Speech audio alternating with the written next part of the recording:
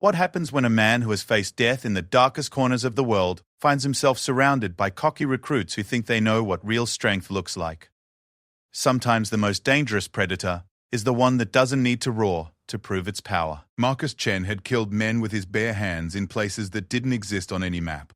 He had survived hell weeks that would break most humans, endured torture that would make grown men cry for their mothers, and completed missions that governments would never acknowledge. But none of that mattered to the 20-something recruits at the private military training facility where he now worked as an instructor. To them, he was just another washed-up veteran trying to relive his glory days. A quiet Asian man in his 40s who spoke softly and kept to himself. They saw his calm demeanor as weakness, his silence as fear, and his reluctance to engage in their juvenile posturing as proof that he was all talk and no action. They were about to learn why the most dangerous snakes don't rattle before they strike. Marcus Chen stood at the edge of the training ground, watching the new batch of recruits stumble through basic combat drills. The morning sun cast long shadows across the dirt field of Blackwater Elite Training Facility, a private military contractor school nestled in the mountains of Colorado. At 42, Marcus possessed the kind of stillness that came from years of moving through enemy territory where a misplaced step could mean death. The recruits called him the librarian behind his back. It wasn't meant as a compliment. With his wire-rimmed glasses, soft-spoken manner, and preference for reading tactical manuals during lunch breaks, Marcus didn't fit their image of what a military instructor should look like. They expected someone who screamed orders, flexed muscles, and regaled them with war stories over beers. Instead, they got a quiet man who demonstrated techniques with precise, economical movements and spoke in measured tones that barely carried across the training yard. "Chen's past his prime," whispered Jake Morrison, a 24-year-old former Army Ranger with more tattoos than common sense. He was executing knife-fighting techniques with exaggerated flourishes, clearly performing for his audience rather than focusing on proper form. Guy probably spent his whole service career behind a desk, Morrison's crew laughed on cue. They were the self-appointed alpha dogs of the program. 5 recruits who had bonded over their shared belief that they were destined for greatness in the private military world.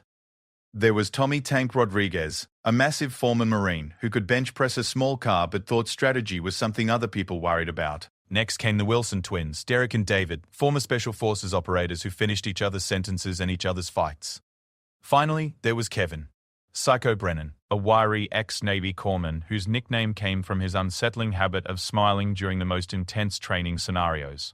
They had arrived at Blackwater Elite 6 weeks ago with impressive military records and even more impressive egos. The facility was known for producing the cream of the crop in private military contractors, soldiers who would go on to earn 6-figure salaries protecting high-value targets or conducting covert operations in places where official military forces couldn't operate. Competition was fierce, and washing out meant going back to civilian life or settling for less prestigious security work. Marcus had been assigned as their advanced combat instructor, responsible for teaching them the kind of close-quarters fighting techniques that could mean the difference between completing a mission and coming home in a body bag. But from day one, the group had made it clear they thought they knew better. "Check this out," Morrison said, spinning his training knife in an elaborate pattern before snapping it into a reverse grip. "This is how we did it in Kandahar. Quick, efficient, deadly." Marcus watched the display with the patient expression of someone who had seen everything at least twice. The knife work was flashy but fundamentally flawed, all style and no substance. In a real fight, Morrison's elaborate grip changes would get him killed before he could land a single strike. But Marcus had learned not to correct them immediately. These particular recruits had a habit of dismissing his feedback as outdated theory from someone who had never seen real action. "Not bad," Marcus said quietly, stepping forward. "Why is it? Mind if I show you a small adjustment that might help?" Morrison's eyes flashed with irritation. "I think I've got it handled, Professor. This isn't my first rodeo." The Professor. Another of their nicknames for him. Marcus nodded and stepped back, making a note in his mental file. Morrison was the ringleader, the one who set the tone for the others. Deal with him and the rest would follow. But timing was everything. Push too hard too fast and they would simply dig in their heels deeper. The truth was, Marcus understood these men better than they understood themselves. He had been young and arrogant once too, fresh out of SEAL training and convinced that his Bud/S instructors were relics from a bygone era. It had taken getting shot in a Mogadishu alley to realize that experience and humility were the only things that kept you alive when the bullets started flying. Marcus had spent 15 years with Naval Special Warfare Group 1, conducting operations in Afghanistan, Iraq, Somalia, and half a dozen other countries that appeared in classified reports but never made the evening news. He had been part of direct action missions that eliminated high-value targets, reconnaissance operations that lasted weeks in enemy territory, and hostage rescues that saved lives and prevented international incidents. His service record included 2 Bronze Stars, a Purple Heart, and a Navy Cross that he never talked about because the mission it commemorated had never officially happened. He had trained with the SAS in Britain, cross-trained with Israeli commandos in the Negev Desert, and spent 6 months embedded with German GSG 9 learning urban warfare techniques that weren't taught in any American military school. But the recruits didn't know any of this. Marcus's personnel file at Blackwater Elite contained only the basic facts: former Navy SEAL, honorable discharge, security clearance inactive, specialized in close-quarters combat and tactical instruction. The details of his service remained classified, and Marcus preferred it that way. He had no interest in trading war stories or trying to impress young soldiers with tales of past glory. "All right, let's move on to scenario training," Marcus announced, consulting the schedule on his tablet. "We're going to practice building clearance. Morrison, your team leader. Pick 3 others and plan your entry." Morrison grinned and immediately chose his usual crew: Rodriguez, Derek Wilson, and Brennan. They huddled together, speaking in low voices, and occasionally glancing at Marcus with barely concealed smirks.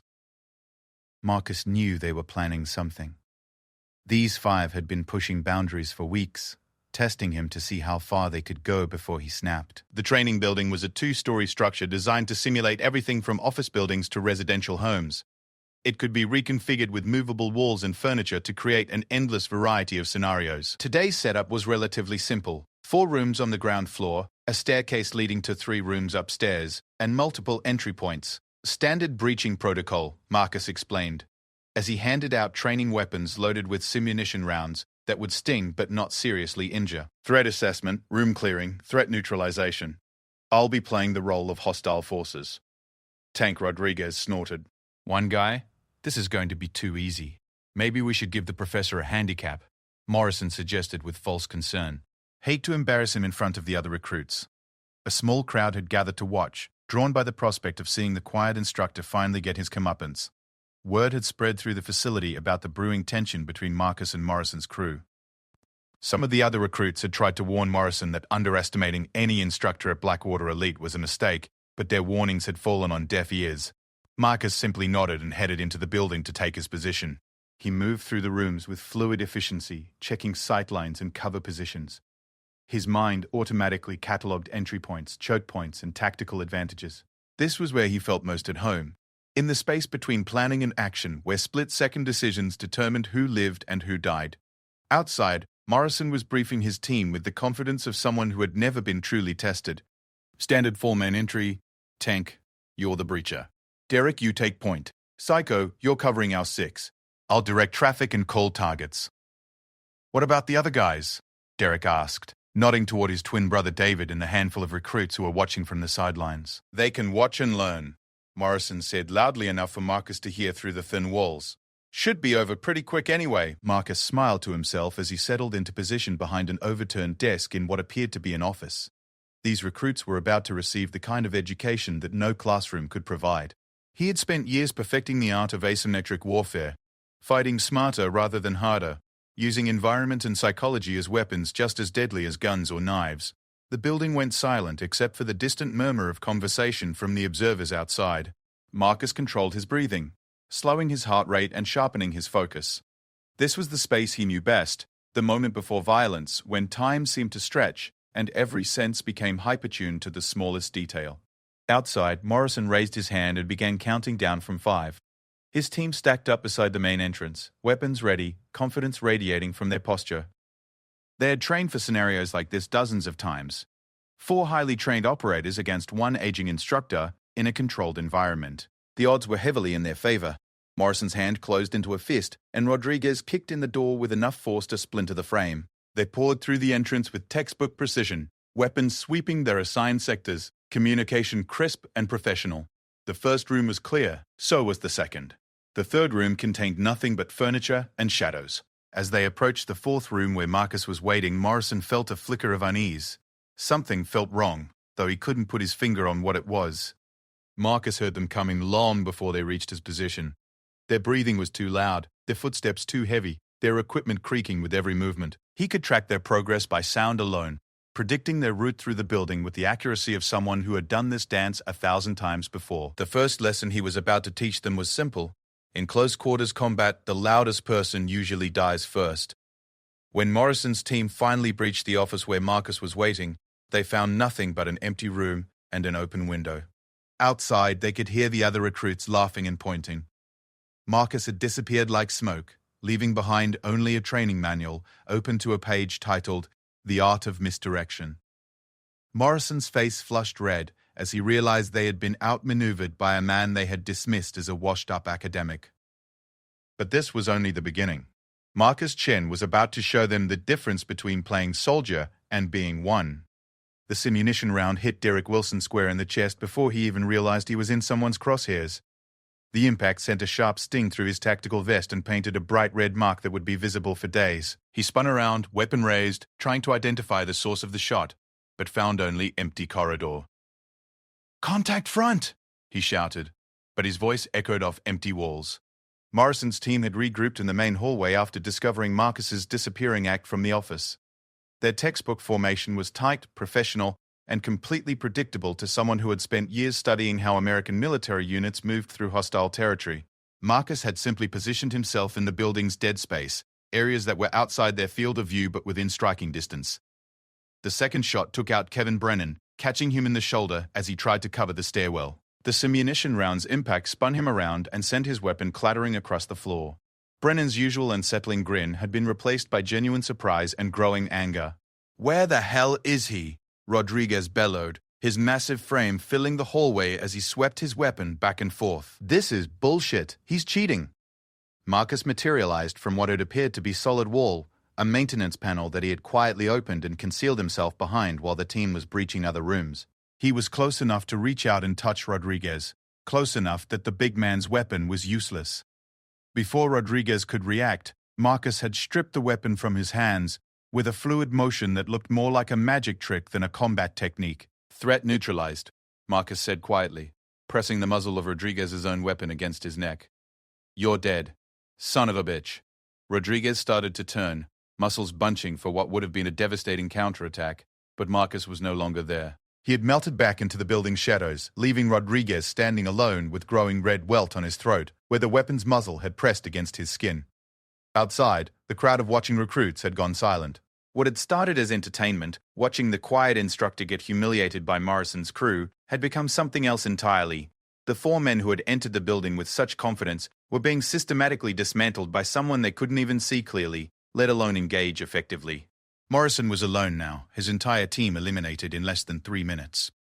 His hands were shaking slightly as he gripped his weapon, eyes darting between shadows and doorways that might conceal his tormentor. The building had become a maze of potential threats, every corner a place where death might be waiting. "Come out and fight like a man," Morrison shouted, his voice cracking slightly with frustration and growing fear. "Stop hiding like a coward." The response came not as words, but as action. Marcus appeared at the top of the staircase, silhouetted against the bright light streaming through an upper window. But by the time Morrison raised his weapon to engage, Marcus was already moving. He came down the stairs not by running or jumping, but by flowing like water, using the handrail and walls to control his descent in a way that made targeting him nearly impossible. Morrison got off 3 shots, all of them missing by inches as Marcus seemed to bend and weave around the projectiles. Before Morrison could fire a 4th round, Marcus was inside his reach, and the engagement became personal. The weapon was gone from Morrison's hands so quickly that he barely registered losing it. Then he was on the ground, Marcus's knee pressed against his chest, a training knife held steady against his throat. "You're dead," Marcus said in the same quiet tone he used for classroom instruction. "Your entire team is dead. Mission failed." Morrison stared up at the man he had dismissed as a washed-up professor. This close he could see details he had missed before, the small scar running along Marcus's jawline. The way his eyes never stopped moving, constantly assessing and cataloging threats. The controlled breathing that suggested someone in perfect physical condition despite his unassuming appearance. "How?" Morrison gasped, genuinely confused. "We had the numbers. We had the training. We did everything by the book." Marcus helped him to his feet with the same fluid efficiency he had shown throughout the engagement. That's exactly the problem. You did everything by the book. Your book. The problem with fighting by the book is that everyone else has read the same book. The eliminated team members emerged from various parts of the building, red welts marking where they had been killed by Marcus's simunition rounds. Their expressions ranged from embarrassment to anger to grudging respect. Rodriguez was rubbing his throat and muttering under his breath. The Wilson twins were exchanging looks that suggested their confidence had taken a serious hit. Brennan had stopped smiling altogether. Outside, the watchy recruits parted as Marcus led Morrison's team back to the assembly area. Word of what had happened was already spreading through the facility. The quiet instructor had just dismantled 4 experienced operators without breaking a sweat, and he had done it while barely making a sound. "Gather round," Marcus said, his voice carrying easily across the training ground despite its softness. "Let's talk about what just happened." The crowd of recruits formed a rough circle, with Morrison's crew standing slightly apart from the others. Their body language spoke of wounded pride and defensive anger, but also of grudging curiosity. They had just experienced something that contradicted everything they thought they knew about combat effectiveness. "First question," Marcus continued, removing his glasses and cleaning them with deliberate care. "What did this team do wrong?" Several hands went up, but Marcus nodded toward Morrison. "Team leader calls it." Morrison's jaw worked for a moment before he spoke. "We underestimated the threat." "True, but incomplete. Anyone else?" A recruit named Sarah Martinez, a former Air Force Security Forces member who had been watching from the sidelines, raised her hand. "They moved too predictably. Standard formation, standard tactics. You knew exactly what they were going to do before they did it." "Better," Marcus nodded. "What else?" "They were too loud," offered another recruit.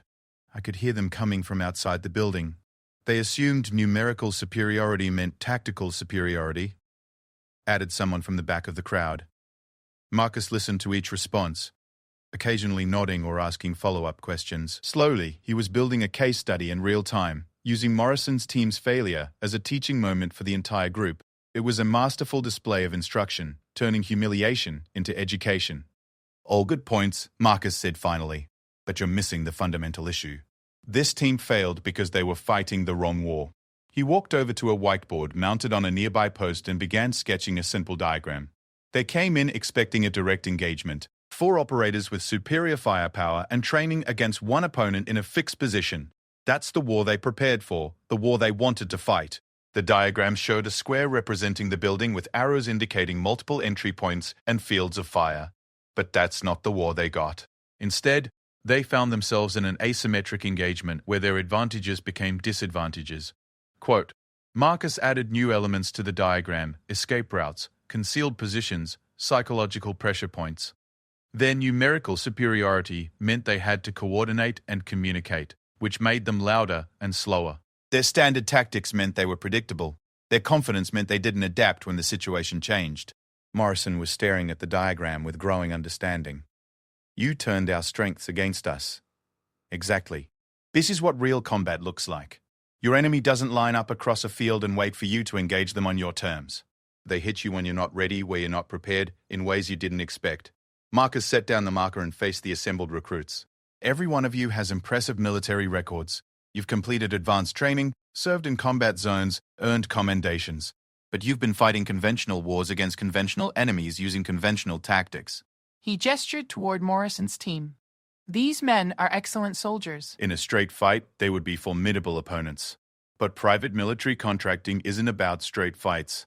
It's about protecting clients who are targets, extracting assets from hostile territory, and completing missions where failure means international incidents.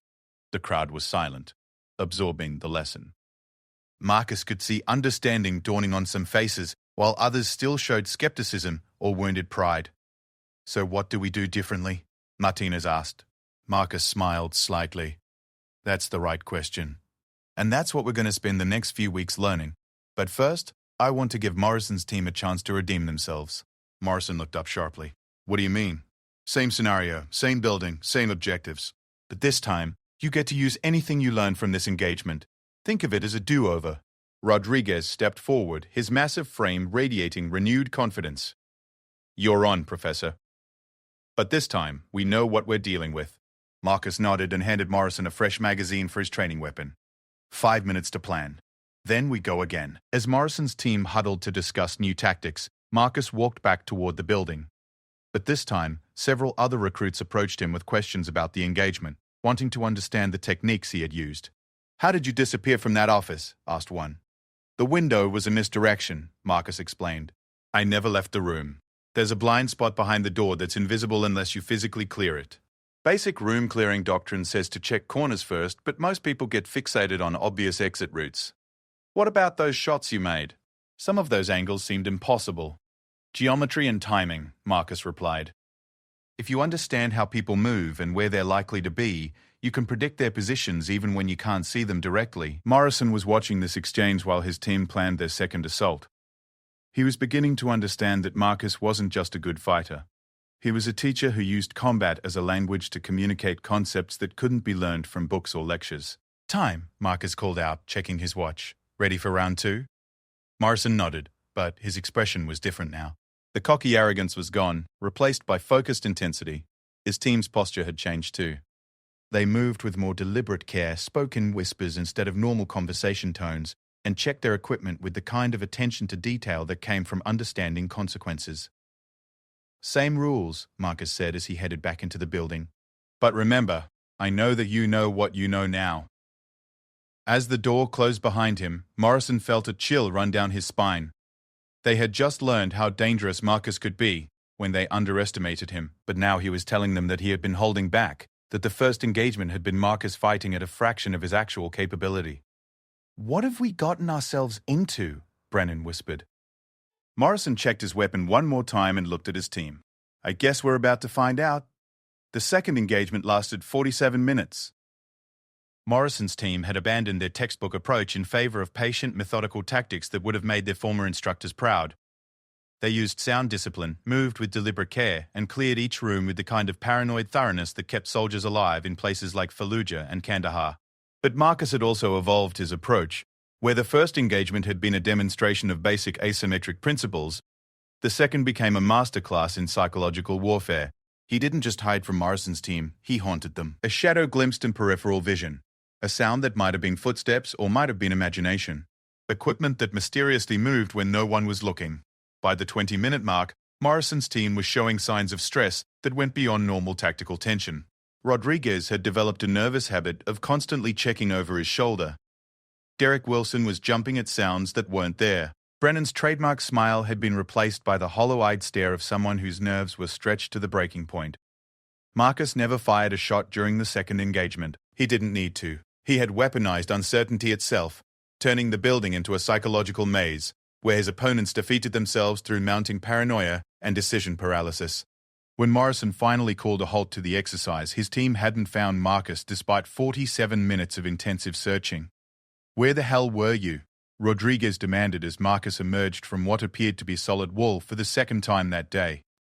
"Everywhere and nowhere," Marcus replied, opening a section of dropped ceiling that revealed a crawl space running the length of the building. Infrastructure is your friend in urban environments. Most people fight in the spaces buildings are designed for. But buildings have other spaces, maintenance areas, utility chases, structural voids. If you know how to access them, you can move through a building like a ghost. The watching recruits were no longer looking at Marcus with skepticism. Word of his performance had spread throughout the facility, drawing instructors and administrative staff who rarely bothered with routine training exercises. Even Colonel James Harrison, the facility's commanding officer, had appeared to observe the proceedings. Harrison was a career special operations veteran who had commanded units in every major conflict of the past 2 decades. He had recruited Marcus personally, drawn by a service record that read like a compilation of classified highlights from the War on Terror.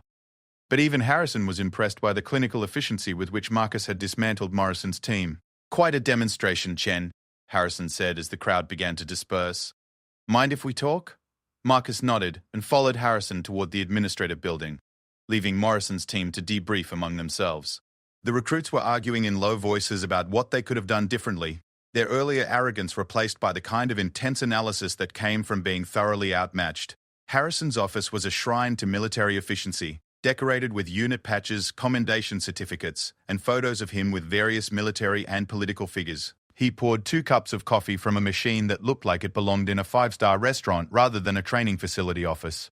The Morrison crew has been a problem since day one, Harrison said, settling behind his desk. Good soldiers individually, but they've been poisoning the atmosphere with their attitude. Half the other recruits are either intimidated by them or trying to emulate them. Marcus sipped his coffee and waited. He had learned long ago that superior officers often talk themselves into decisions if you gave them enough time and silence. I've been wondering if we should wash them out, Harrison continued. But they're too skilled to lose, and their military records are solid. What's your assessment? They're redeemable, Marcus said, after a moment. The arrogance is mostly defensive. They're scared of being seen as weak or inadequate, so they overcompensate with bravado. Strip away the posturing, and you've got 4 competent operators who could be very good at this work. Morrison especially? Morrison's the key. He's a natural leader, which is why the others follow him. But he's also intelligent enough to learn from today. The question is whether his pride will let him. Harrison nodded and pulled out a thick folder. I want you to take over their advanced training personally. Full immersion tactics, weapons, psychology, everything. Consider it a special project. Marcus opened the folder and scanned the contents. It contained detailed psychological profiles, service records, and assessment reports for all 5 members of Morrison's crew. The picture that emerged was complex, talented individuals whose potential was being limited by interpersonal dynamics and unchecked egos. What's the timeline? 8 weeks until graduation. After that, they either get placement with high-end contracting firms or they wash out and look for work with more security companies. That's not much time to rebuild their foundation, which is why I'm giving you carte blanche. Design whatever training program you think will work. Use any resources you need. But understand this is their last chance. If they can't adapt to your methods, they're gone. Marcus closed the folder and stood up. I'll need access to the advanced training facilities, and I want complete autonomy over their schedule. Done. What's your first move? Marcus smiled, but there was something cold in the expression. I'm going to break them down completely. Then we'll see what's left to build with. That evening, Morrison's crew gathered in the facility's common room to lick their wounds and try to make sense of what had happened to them. The room was designed to simulate a high-end hotel lounge, complete with leather furniture and a well-stocked bar. It was where recruits unwound after particularly brutal training days, and tonight the mood was decidedly somber. We got played, Morrison said, nursing a whiskey that he wasn't really drinking. All that time we spent making fun of the professor, and he was just watching us, learning our patterns, figuring out how to take us apart. Rodriguez was sitting across from him, absently rubbing the spot on his throat where Marcus had pressed the training weapon. Guy moves like a damn ninja. I've never seen anything like it. The question is what we do now, Derek Wilson said. Because I guarantee this isn't over. Guys like Chen don't humiliate people and then just walk away. His twin brother David nodded in agreement. He's got a reputation to maintain now. Every recruit in this place saw what happened today. He can't afford to look weak. Brennan had been unusually quiet since the second engagement ended. The psychological pressure Marcus had applied had affected him more than the others, leaving him with a nervous energy that he was having trouble shaking. What if we're approaching this all wrong? He said suddenly. The others looked at him with surprise. Brennan rarely contributed to tactical discussions, preferring to follow orders rather than formulate plans. Elaborate, Morrison said. Maybe we shouldn't be thinking about this as us versus him. Maybe we should be thinking about what he's trying to teach us. Rodriguez snorted. What he's trying to teach us is that he's better than us. Mission accomplished. No, think about it, Brennan pressed on. He could have embarrassed us in front of everyone and then moved on. Instead, he gave us a second chance. And when that didn't work out, he spent time explaining what we did wrong. That's not the behavior of someone who just wants to prove his superiority. Morrison was staring into his whiskey with growing thoughtfulness. You think he's actually trying to help us? I think he's trying to turn us into something better than we are right now. The conversation was interrupted by the arrival of a facility orderly carrying an official-looking envelope. Morrison? This is for you. Morrison tore open the envelope and read the contents, his expression growing more serious with each line. When he finished, he looked up at his team with something approaching apprehension. New training schedule. Effective tomorrow, we've been assigned to intensive advanced combat training under the direct supervision of Instructor Chen. 16-hour days, 7 days a week for the next 8 weeks. Son of a bitch, Rodriguez muttered. He's going to try to break us. No, Morrison said, understanding dawning on his face. He's going to succeed in breaking us. The question is whether we're strong enough to put ourselves back together into something better. The next morning arrived with the kind of mountain cold that made breathing painful and turned exhaled air into visible clouds.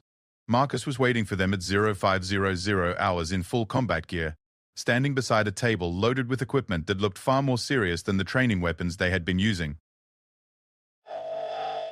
"Good morning," he said as Morrison's team assembled in front of him. "Today begins what we're going to call intensive remedial training. Over the next 8 weeks, you're going to learn what it really means to be a private military contractor." He gestured toward the equipment table. "Live ammunition. Live explosives. Live consequences. The training wheels are coming off." Morrison studied Marcus's expression, looking for some hint of what was coming. What he saw was the same calm professionalism Marcus had shown throughout their previous encounters, but underneath that calm was something harder and more dangerous. "Sir," Morrison said, falling back on military courtesy, "what exactly does intensive remedial training involve?" "Everything," Marcus replied. "Combat marksmanship under stress, explosive ordnance disposal, tactical medicine, vehicle operations, close protection protocols, hostage rescue, counter-surveillance, interrogation resistance." He paused to let the implications sink in. "By the time we're finished, you'll either be ready for the kinds of contracts that pay 7 figures per year, or you'll be looking for new careers. There's no middle ground." Rodriguez raised his hand hesitantly. "What's the failure rate for this kind of training?" Marcus's smile was sharp and entirely without warmth. "Historically, about 80%. But then again, most people who attempt it haven't spent the last 6 weeks convincing themselves they already know everything they need to know." The team exchanged glances that spoke of growing apprehension.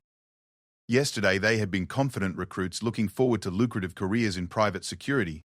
Today, they were facing the possibility that they might not be cut out for this work after all. "First exercise," Marcus announced, picking up what appeared to be a standard assault rifle. "Advanced marksmanship. You'll engage targets at distances from 25 to 400 meters while under physical and psychological stress." He pointed toward an obstacle course that had been set up overnight. It consisted of barriers to climb, trenches to navigate, and sections that would require crawling through simulated rubble. At various points along the course, shooting positions had been established with targets visible at different ranges. Physical stress comes from completing the obstacle course. Psychological stress comes from the timer and the consequences of missing your targets. Morrison studied the course layout with growing concern. What kind of consequences? Miss a target, and your team starts the entire course over from the beginning. Miss 3 targets individually, and you fail the exercise and spend the night in the woods with no equipment.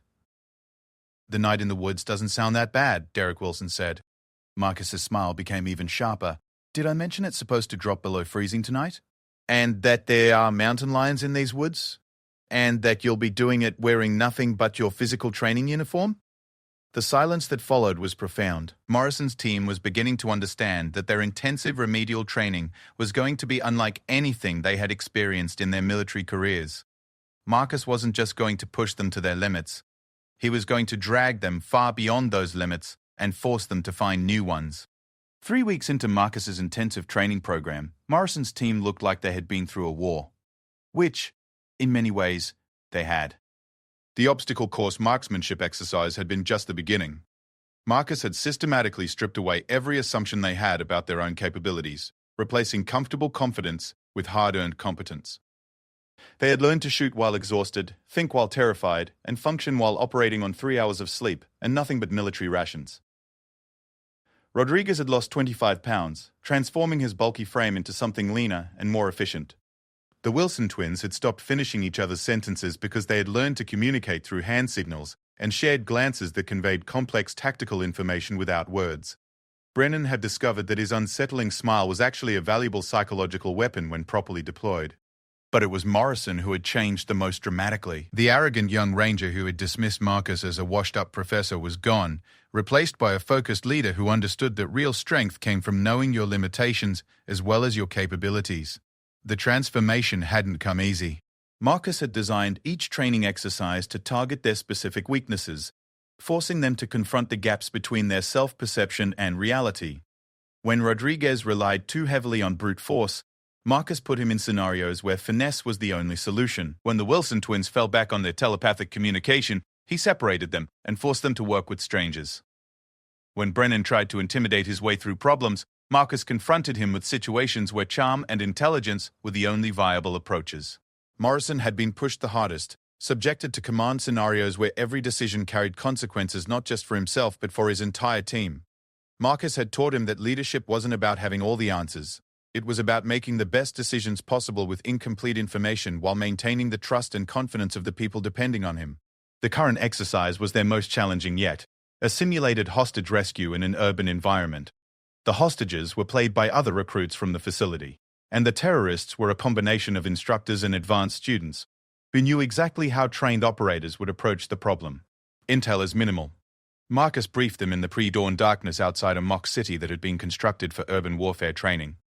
Unknown number of hostiles, unknown number of hostages, unknown layout of the building. You have thermal imaging, breaching charges, and a 45-minute time limit before backup arrives and takes over the operation. Morrison studied the building through binoculars, noting entry points, potential sniper positions, and escape routes. It was a 3-story structure designed to simulate a modern office building, complete with multiple stairwells, conference rooms, and a maze of cubicles that could hide threats or hostages. Rules of engagement? Morrison asked. Same as the real world. Positive identification before engagement, minimize collateral damage. Complete mission success means all hostages extracted alive and all hostile threats neutralized. Marcus handed Morrison a tablet displaying the building's basic floor plan. Intel suggests the hostiles are professionals, possibly with military training. Expect coordinated resistance and sophisticated defensive positions.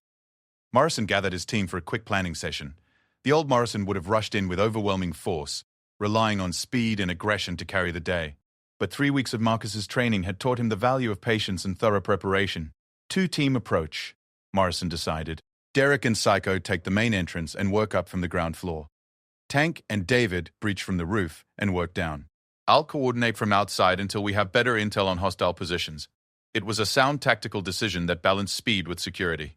By attacking from multiple directions, they could prevent hostiles from concentrating their defenses while maintaining flexibility to adapt as the situation developed. "Commo check," Morrison said into his throat mic. "Team 1 ready?" Derek responded. "Team 2 ready," Rodriguez confirmed from his position on the building's roof. Morrison took a deep breath and checked his watch. Execute. The breach was textbook perfect. Derek and Brennan flowed through the main entrance with the kind of smooth coordination that came from weeks of intensive training, while Rodriguez and David fast-roped from the roof into an upper-floor window with precision that would have impressed Marcus's former SEAL teammates.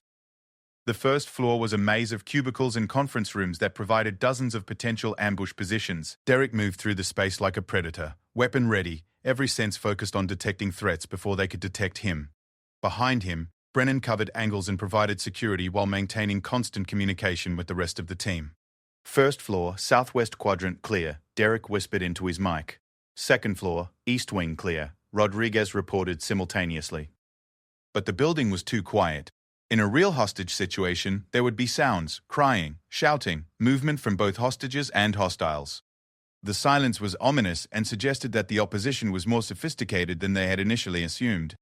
Morrison was monitoring both teams from his command position when his thermal imaging picked up movement in the building's central stairwell, multiple heat signatures moving with purpose and coordination, positioning themselves to intercept his teams from unexpected angles.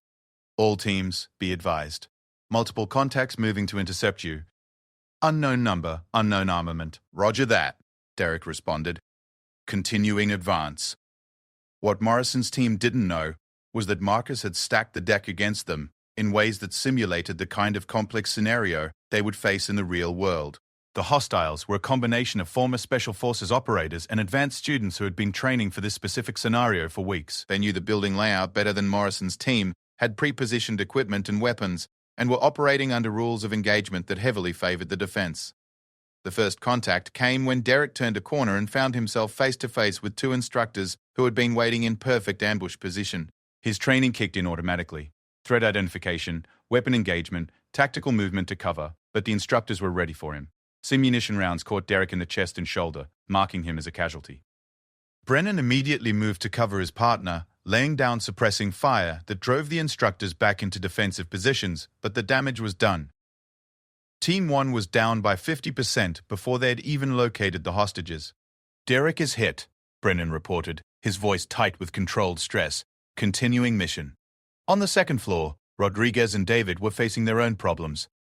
The upper floors had been turned into a sniper's paradise, with long sightlines and elevated positions that gave defenders significant advantages. David caught a simunition round in the head while crossing an open area, marking him as eliminated. Team 2 down 1 member, Rodriguez reported grimly. Morrison felt the familiar weight of command responsibilities settling on his shoulders. 2 of his 4 men were down, the mission was barely 10 minutes old, and they still hadn't located a single hostage. In his old mindset, he would have ordered an aggressive push to overwhelm the remaining defenders through speed and violence of action. But Marcus had taught him that sometimes the best tactical decision was to step back and reassess. Real private military contractors worked for clients who cared more about mission success than dramatic heroics. Getting hostages killed because of poor tactical decisions was a career-ending mistake. All teams hold position, Morrison ordered, switching to reconnaissance and intelligence gathering. It was a decision that surprised the instructors who were playing the opposition forces. They had expected Morrison to double down on aggression when faced with casualties, falling back on the kind of aggressive tactics that worked in conventional military operations but often failed in the complex scenarios that private contractors faced. Instead, Morrison deployed his remaining team members in overwatch positions and began a methodical intelligence-gathering operation. Using thermal imaging, sound detection, and careful observation, he began building a detailed picture of the defender positions and likely hostage locations. Thermal shows concentrations of people in the northwest corner of the 2nd floor and the central conference room on the 3rd floor, Morrison reported to his team. Based on heat signatures and movement patterns, I'm assessing 8 to 10 hostiles and an unknown number of hostages. Rodriguez had found an elevated position that gave him overwatch on the building's primary stairwell. I can see movement between floors. They're repositioning to counter our advance. Brennan had managed to secure the ground floor and was using his position to monitor elevator shafts and secondary escape routes. Ground floor secured. No movement on primary escape routes. Morrison made a decision that would have been impossible for him 3 weeks earlier. Instead of pressing forward with a depleted team against prepared defenses, he called for backup and shifted to a containment strategy that prioritized hostage safety over speed of execution. Change of mission, he announced. We maintain containment and wait for backup. Priorities preventing hostile escape with hostages. It wasn't the kind of heroic assault that made for exciting training stories, but it was the kind of sound tactical thinking that kept people alive in the real world. Marcus had taught him that successful private contractors were measured not by their body count or their willingness to take risks, but by their ability to complete missions with minimal casualties and maximum client satisfaction. The exercise concluded 40 minutes later when backup arrived in the form of additional instructors who played the role of a secondary assault team. Working together with Morrison's remaining team members, they successfully extracted all hostages and neutralized the remaining hostile forces. But Morrison knew that the real test wasn't the outcome of the exercise. It was how Marcus would evaluate their performance and what lessons he would draw from their tactical decisions. Marcus was waiting for them in the debriefing room with the kind of neutral expression that revealed nothing about his assessment. Morrison's team filed in quietly, still processing the complex emotions that came from a mission that had been both successful and costly. Sit, Marcus said simply. Morrison took his seat at the head of the table with his team arranged around him. The dynamic had shifted over the past 3 weeks. Where once they had been 5 individuals competing for dominance, they had become a genuine team with Morrison as their unquestioned leader. Assessment, Marcus said, looking directly at Morrison. Morrison took a breath and began his analysis. Initial plan was sound given available intelligence. Execution was adequate but not exceptional. Primary failure was insufficient reconnaissance before commitment of forces. Secondary failure was underestimating defender capabilities and preparation. Marcus nodded but said nothing, waiting for Morrison to continue. However, Morrison continued, tactical flexibility allowed us to adapt to changing conditions. Decision to shift from assault to containment prevented additional casualties and maintained mission viability until backup arrived. Rodriguez? Team coordination was good, communication was clear. Individual tactical skills were adequate but not exceptional. Marcus went around the table getting input from each team member about their performance and the lessons they had learned. It was a thorough after-action review that left no aspect of their performance unexamined. Finally, Marcus leaned back in his chair and studied them with the same patient intensity he had shown from their first meeting. 3 weeks ago, this team would have failed this exercise catastrophically, he said finally. You would have taken unnecessary casualties, probably gotten hostages killed, and created an international incident that would have ended your careers. The team exchanged glances, unsure whether this was leading to praise or further criticism. Today, you successfully completed a complex mission against superior forces using tactical judgment and adaptability. More importantly, you made decisions based on mission requirements rather than ego or personal glory. Marcus stood up and walked to the whiteboard, where he began sketching out the tactical situation they had faced. But you're not ready yet. You're thinking like soldiers instead of like contractors. Soldiers fight for causes and countries. Contractors fight for clients and contracts. The motivations are different, and that changes everything about how you approach problems. He turned back to face them with an expression that was somehow both encouraging and ominous. Which is why, for your final exercise, you're going to learn what it means when the client changes the mission parameters in the middle of an operation. The final exercise began at midnight on a Tuesday that would later be remembered as the moment Morrison's team truly understood what they had signed up for. Marcus had given them minimal briefing. Protect a high-value client during transport from the training facility to a secure location 200 miles away. Simple executive protection, the kind of routine contract that made up the bread and butter of private military work. Good money, low risk, straightforward execution. The client was played by Colonel Harrison himself, dressed in an expensive business suit and affecting the mannerisms of a wealthy corporate executive who was used to having other people handle unpleasant details like personal security. Morrison's team had spent the previous week studying his patterns, preferred routes, and security requirements. They had planned meticulously. Rodriguez would drive the armored vehicle, with Morrison riding shotgun for command and control. The Wilson twins would provide close protection for Harrison, maintaining constant physical proximity and monitoring for threats. Brennan would handle technical surveillance and communications, keeping watch on electronic signatures and coordinating with backup teams. It was a textbook protection detail with layers of redundancy and clear protocols for dealing with various threat scenarios. Morrison felt confident that his team was ready for whatever Marcus might throw at them. He was wrong.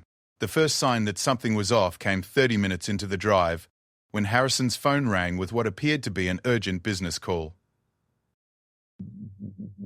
Morrison listened with growing concern as his client discussed what sounded like insider trading violations and potential federal indictments. "Sir," Morrison said during a pause in the conversation, "perhaps you shouldn't be discussing this over an open phone line." Harrison covered the phone and looked at Morrison with the kind of cold arrogance that wealthy people often displayed toward their employees. "I don't pay you to give me advice about my business affairs. I pay you to drive and shoot. Stick to what you know." Morrison felt his jaw clench but remained professionally neutral. "Understood, sir." But the phone conversation continued, and the details becoming increasingly disturbing. Harrison was apparently involved in arms dealing with questionable foreign governments, money laundering through offshore accounts, and business relationships with people who were on various international watch lists. By the time they reached the halfway point of their journey, Morrison was beginning to understand that this wasn't just a protection detail. They were providing security for someone who might be engaged in activities that were not only illegal but potentially treasonous. The second phase of the exercise began when Harrison's phone rang again, this time with news that federal agents were moving to arrest him at his planned destination. The secure location they were heading toward had been compromised, and Harrison was now essentially a fugitive from federal law enforcement. "Change of plans," Harrison announced with the kind of calm that suggested he had been through this before. "We're not going to the original destination. I need you to take me to a private airfield about 50 miles from here. There's a plane waiting that will take me somewhere the federal government can't reach me." Morrison felt his stomach drop as he realized the implications. They were no longer providing legitimate executive protection. They were helping a criminal escape justice.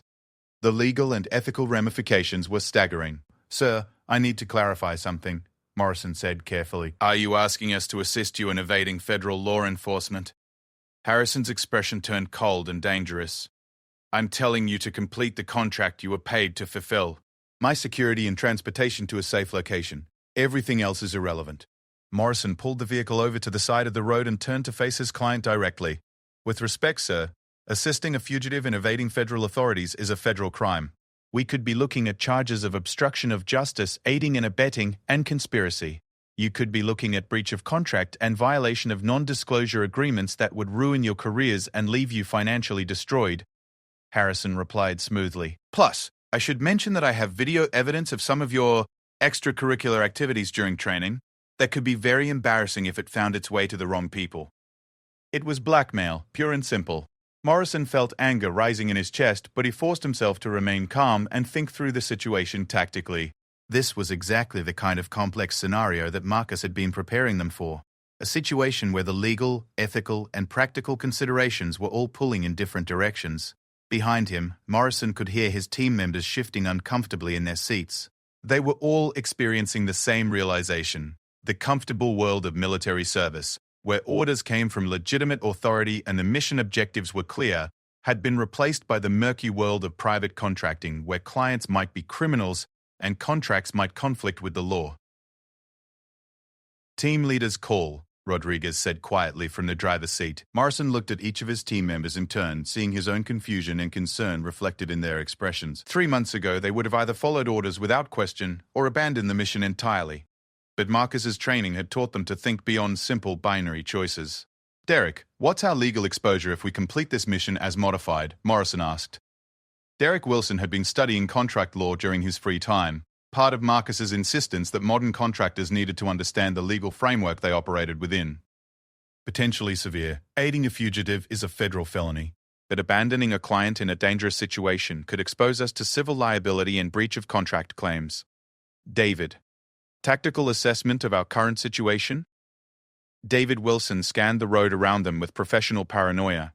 "Exposed position, limited escape routes, unknown surveillance situation. If federal agents are really moving to arrest our client, this area could be swarming with law enforcement within hours." "Brennan, communications analysis?" Brennan had been monitoring electronic signatures throughout the journey. Multiple encrypted communications in the area consistent with federal law enforcement operations. Also picking up what might be surveillance aircraft. "Tank, what's your gut telling you?" Rodriguez was quiet for a long moment before responding. "This feels like a test, boss. The kind of scenario where there's no clean answer and we have to choose between bad options." Morrison nodded, appreciating his team's thoughtful analysis. They had moved far beyond the impulsive decision-making that had characterized their early training.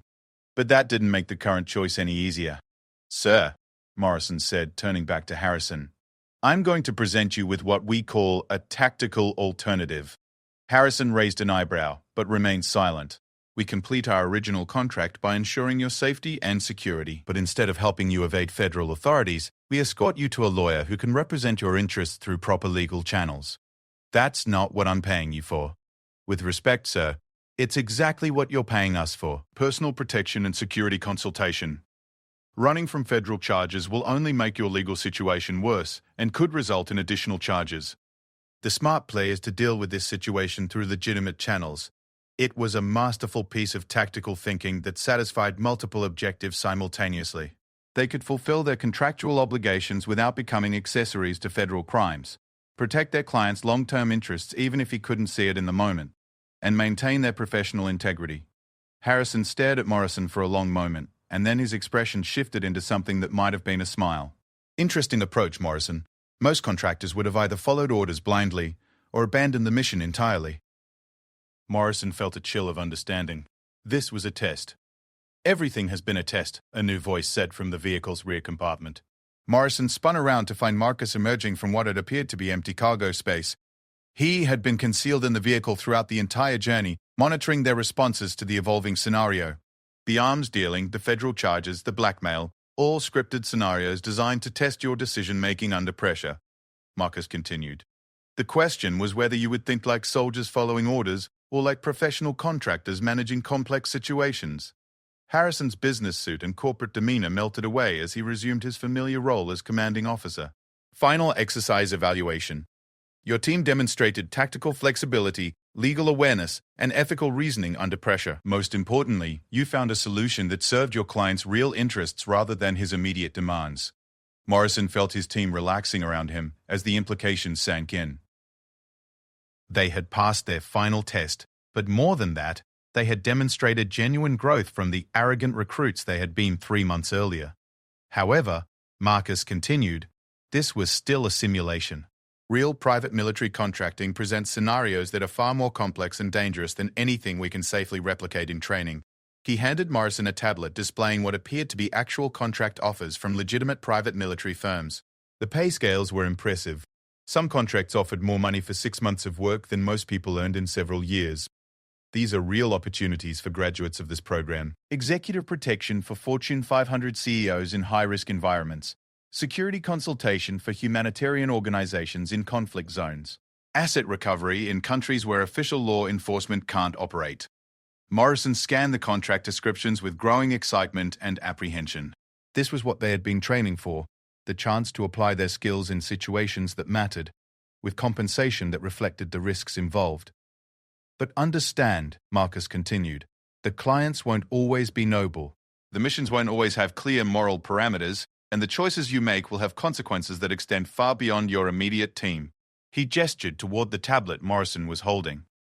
These contracts represent opportunities to serve corporate interests, national security objectives, and humanitarian causes. But they also represent opportunities to become involved in activities that could compromise your integrity, violate your principles, or endanger innocent people. Morrison looked up from the tablet to meet Marcus's steady gaze. How do we know which contracts to accept? By remembering everything you've learned over the past 3 months. Technical skills will keep you alive, but moral clarity will keep you human. Marcus reached into his jacket and withdrew 5 envelopes, each bearing the name of one of Morrison's team members. Inside these envelopes are your graduation certificates and recommendations for placement with private military firms. You've earned them through dedication, growth, and a willingness to be honest about your own limitations. Morrison accepted his envelope with something approaching reverence. 3 months ago, he had been a cocky ex-soldier who thought his military record entitled him to success in the private sector. Now he understood that his military service had been just the beginning of his education in what it meant to be a professional operator. There's one more thing, Marcus said, as the team prepared to return to the facility. Morrison, I want to speak with you privately. The others headed back toward the main building while Morrison remained with Marcus beside the training vehicle. The conversation that followed would set the trajectory for Morrison's career and his understanding of what Marcus had been trying to teach them all along. You've shown exceptional leadership potential, Marcus began. Not just tactical competence, but the kind of moral reasoning that separates good operators from great ones. Morrison felt a flush of pride that he tried to keep from showing on his face. Praise from Marcus had become something valuable over the past 3 months. I'm recommending you for a special opportunity, Marcus continued, handing Morrison a business card that contained nothing but a phone number and an address. There's a private military firm that specializes in the kinds of contracts that require both tactical excellence and ethical flexibility. They're looking for team leaders who can operate in complex environments where the mission parameters are constantly changing. Morrison studied the card with growing interest. What kind of work? The kind that governments can't acknowledge and corporations can't officially sanction. Hostage rescue in countries where official military intervention would cause international incidents. Asset recovery in war zones where conventional law enforcement has collapsed. Protection for journalists and aid workers in places where being an American can get you killed. It sounded like exactly the kind of challenging, meaningful work that Morrison had dreamed of when he first entered the private military field. But Marcus's expression suggested there were complications he hadn't mentioned yet. The pay is exceptional, but the risks are proportional.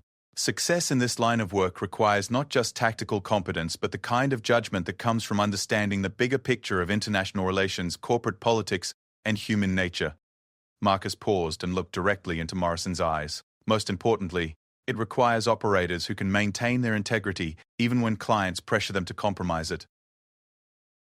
Morrison thought back to the exercise they had just completed, where Harrison had tried to pressure them into helping him evade federal authorities. The parallels were obvious. Real clients would present real moral dilemmas that wouldn't have clean solutions. Are you offering me this opportunity? I'm offering you the chance to earn it. Contact that number, mention my name, and they'll arrange an interview. But understand, if you take this path, the easy assignments are over. Every mission will test not just your tactical skills, but your character. Morrison slipped the card into his pocket with the sense that he was crossing a threshold he couldn't uncross. 3 months ago, he had been looking for a lucrative career that would leverage his military training. Now he was being offered the chance to do work that actually mattered, even if it came with risks and moral complexities he was only beginning to understand. Thank you, sir, for everything. Marcus nodded and turned to walk back toward the facility. Don't thank me yet, Morrison. Thank me when you've completed your first real mission and can still look yourself in the mirror. As Morrison watched his instructor disappear into the building, he realized that his education was far from over. Marcus had taught him the fundamentals, but the real lessons would come from applying those fundamentals in a world where the stakes were measured not in training scores but in human lives. Behind him, his team was waiting with expressions that mixed excitement, apprehension, and the kind of bond that came from shared hardship and mutual respect. They had started as 5 arrogant individuals who thought they knew everything about being warriors. They were ending as a professional team that understood the difference between fighting and serving a cause larger than themselves. The mocking and attacking had stopped weeks ago. In its place was something far more valuable, the respect that came from recognizing genuine competence and moral courage. Marcus Chen had turned the tables not through violence or intimidation, but through the simple act of demanding excellence and refusing to accept anything less. In the end, that was the most important lesson of all.